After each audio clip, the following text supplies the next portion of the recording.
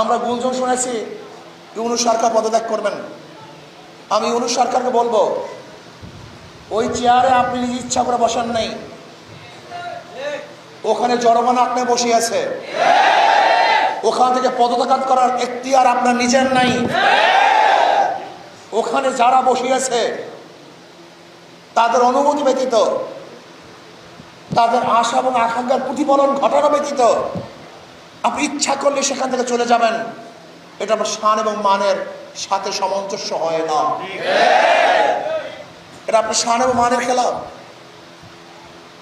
জনগণ তারা মুক্তি পাওয়ার জন্য, স্বাধীনতা অর্জন করার জন্য, শান্তি পাওয়ার জন্য, নিরপেক্ষ নির্বাচন উপহার দেওয়ার জন্য, বৈষম্য দূর করার জন্য, গ্রহণযোগ্য নির্বাচনের জন্য আপনাকে ওখানে বসিয়েছে।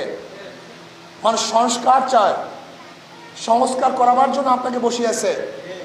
আপনি ইচ্ছা করলে পদত্যাগ করবেন, ইচ্ছা করলে ছেড়ে যাবেন, ইচ্ছা করলে গদি ত্যাগ করবেন।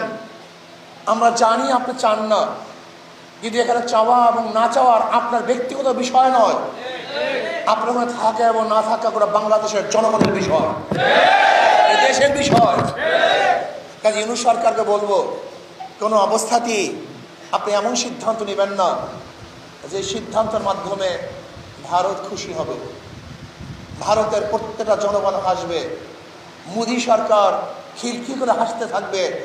এরকম সিদ্ধান্ত আপনি নেবেন না, বরং আপনি এরকম সিদ্ধান্ত নেন যার মাধ্যমে বাংলাদেশের মানুষ স্বাধীন হবে, স্বাধীনতা ভোগ করবে,